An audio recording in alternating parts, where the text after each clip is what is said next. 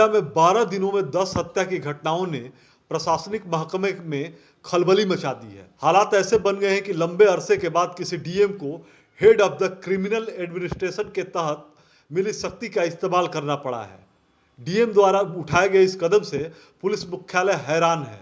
DM ने पत्र लिखकर अपने मातहत अधिकारियों को विधि व्यवस्था मजबूत करने का निर्देश दिया है। भोजपुर जिले में हाल के दिनों में हुई आपराधिक घटनाओं के बाद डीएम राजकुमार द्वारा head of the criminal administration की पावर का इस्तेमाल करते हुए सभी एसडीओ और एसडीपीओ को पत्र जारी किया गया है। डीएम द्वारा लिखे गए पत्र से भोजपुर से लेकर राजधानी पटना तक सनसनी फैल गई है। दरअसल इस पत्र में जिलाधिकारी ने सभी एसडीओ को बताया है कि वह अपनी जिम्मेदारियों का बखूबी निर्वहन करें, अपराध पर अंकुश लगे। इसके लिए एसडीओ को भी सक्रिय होना होगा। इस पत्र में दिशा निर्देश देते हुए दो टूक शब्दों में लिखा हुआ है कि विधि व्यवस्था से जुड़े प्रशासनिक और पुलिस पदाधिकारियों द्वारा दायित्व का सही ढंग से निर्वहन नहीं किया जा रहा है।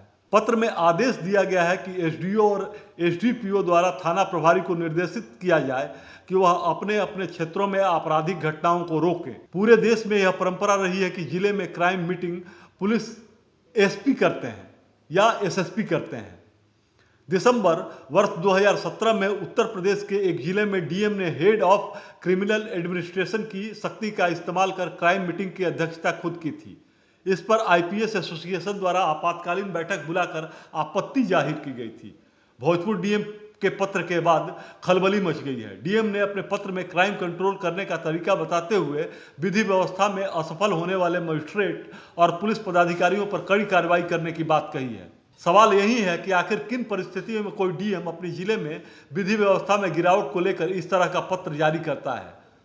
पूर्व आईपीएस उमेश कुमार सिंह का मानना है कि इस तरह का पत्र यदा कदा ही डीएम द्वारा जारी किया जाता है। हालांकि वह इसके लिए सक्षम प्राधिकारी हैं, क्योंकि जिले का पूरा नियंत्रण डीएम के हाथों में केंद्रित होता है। उधर इस पत्र से भोजपुर से लेकर राजधानी पटना तक खलबली मच गई है।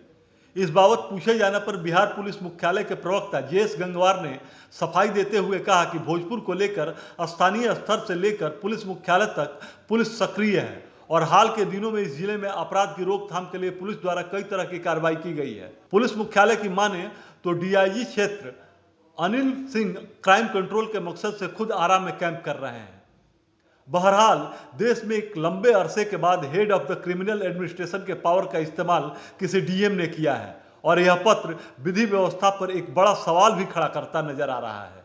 देखना होगा यह पत्र विधि व्यवस्था को कारगर बनाने में कितना अहम साबित होता है। लेकिन फिलहाल डीएम द्वारा उठाए गए कदम ने प्रशासनिक अमले में हड़कंप तो मचा ही दिया है। आरा की घटना पे आप लोगों ने दो अलग अलग तरीके से सवाल रखे हैं। पुलिस मुख्यालय आरा की विभिन्न घटनाओं पर लगातार निगरानी रखे हुए हैं। इसके पहले जो स्वर्ण व्यवसायी गुप्ता जी का जो घटना हुआ था उसमें आप लोगों को बता दें कि पुलिस के द्वारा ही तत्काल कार्रवाई करते हुए पूरे मामले का उद्भेदन किया गया। मामला संभवतः अभी तक जो बात समझ में आई है 72 वर्ष के थे और 2 नवंबर की ही ये घटना है। तो स्वर्ण व्यवसायी भी थे और वकील भी थे, वो लापता हो गए थे।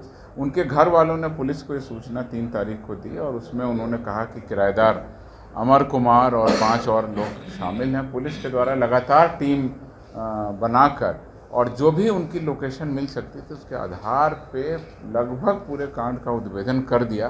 कहाँ उनको ले जाया गया है, वो वाहन भी बरामद हो गया, अभियुक्त की गिरफ्तारी भी हो गई, सारी चीज़ हो गई।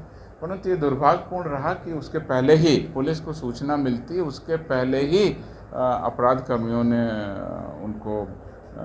उनकी हत्या कर दी और उनके शव को रोड के किनारे पुलिया से ले जा करके नीचे पानी में गिरा दिया और पत्थर वगैरह डाल दिए। तो घटना घटित हो चुकी थी। पुलिस को सूचना देने के पहले पुलिस के द्वारा ही सारे सूत्रों का उद्भेदन किया गया और 2-3 दिनों में ही लोगों की गिरफ्तार कर लिया गया। और इसमें आपको बता दूं कि एक जो अभियुक्त था रवि रंजन यादव, उसको गुजरात पुलिस की मदद से वो भाग गया था गुजरात, वहाँ हमने गिरफ्तार किया और पूरी तरह से जो उद्भेदन है वो कांड का कर लिया। पुलिस का काम अपराध को रोकना भी है और अपराध होने पर अपराध का सफल उद्भेदन भी करना है। जब इस मामले में सूचना मिली और घर वाले जब एक्टिव हुए, उनको लगा कि शाम का समय है, कहीं चले गए होंगे, नहीं आए, उसके समय ही घटना तुरंत कर दी गई थी। तो ये सारी बातें डीआईजी वहाँ पर कैंप किए, एसपी कैंप किए और एसपी ने और तमाम एसडीपीओ ने वहाँ पर कार्रवाई की है।